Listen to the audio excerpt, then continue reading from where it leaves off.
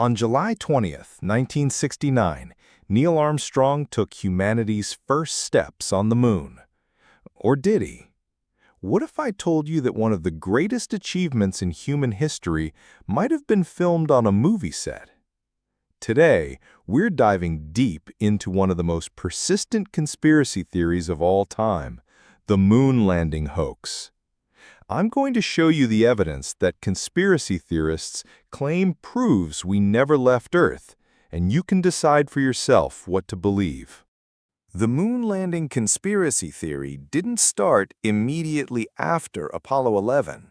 It actually began gaining traction in the mid-1970s thanks to a man named Bill Kaysing. Kaysing was a former NASA contractor who published a book called We Never Went to the Moon, America's $30 billion swindle, in 1976. But why would anyone fake the moon landing? Conspiracy theorists point to the Cold War space race. In 1961, President Kennedy promised America would land on the moon before the decade ended. The pressure was enormous, and the Soviets were ahead. Some claim that when NASA realized they couldn't make Kennedy's deadline, they decided to fake it rather than admit failure on the world stage. The theory gained massive popularity after the 2001 Fox documentary, Conspiracy Theory: Did We Land on the Moon?, which presented the so-called evidence to millions of viewers. Let's examine the evidence that conspiracy theorists claim proves the moon landing was faked. One of their biggest arguments involves the shadows and lighting in the Apollo photographs. Conspiracy theorists point out that shadows in many moon photos appear to go in different directions. They argue that if the sun was the only light source, all shadows should be parallel. They claim this proves multiple studio lights were used to illuminate the scene.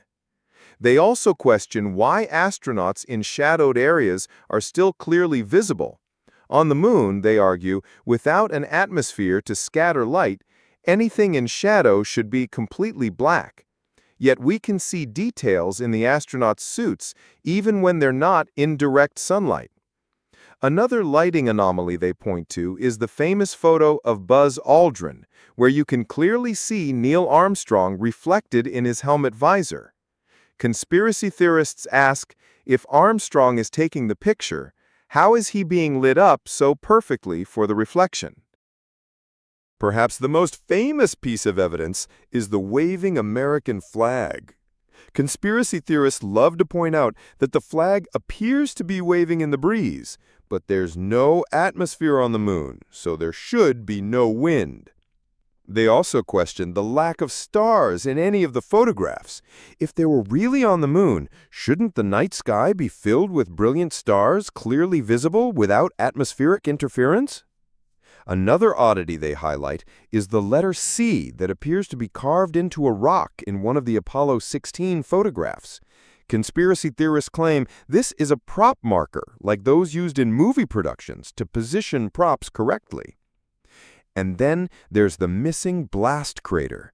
When the lunar module landed, its rocket engine should have created a crater beneath it and blown away the lunar dust.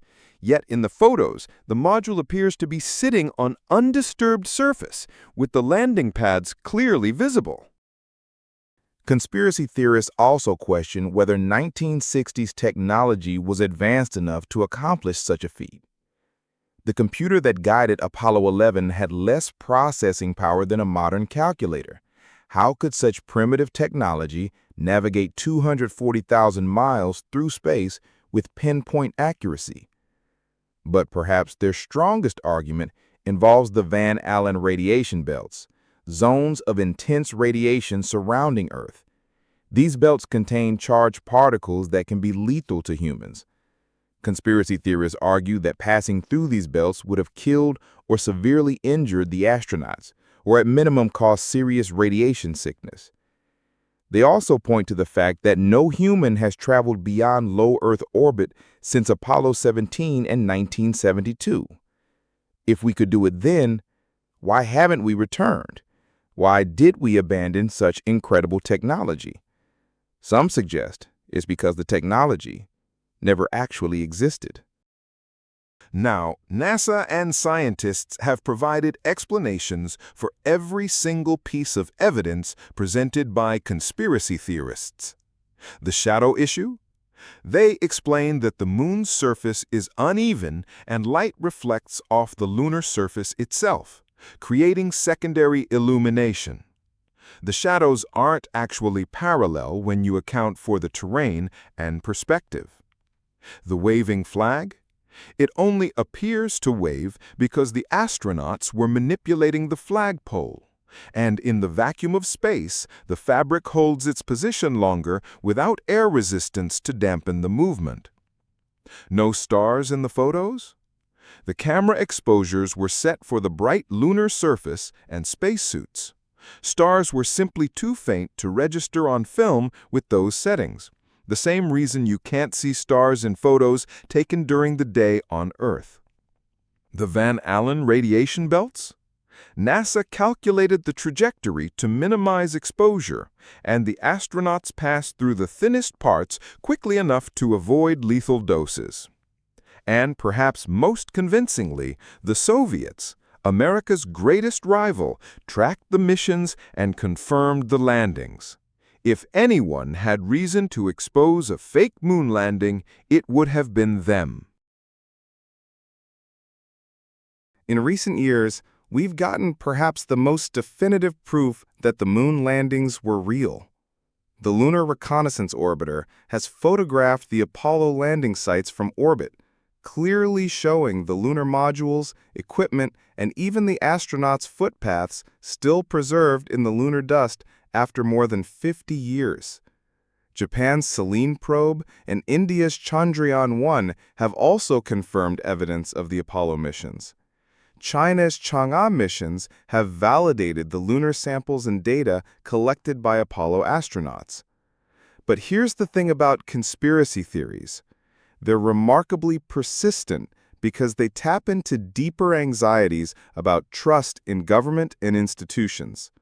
For some people, no amount of evidence will ever be enough.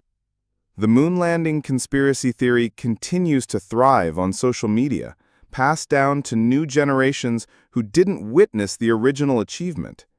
In an age of deepfakes and digital manipulation, perhaps it's more important than ever to think critically about the information we consume. So what do you think? Were the moon landings humanity's greatest achievement or the greatest hoax ever pulled? Let me know in the comments below, and don't forget to subscribe for more deep dives into the world's most intriguing conspiracy theories.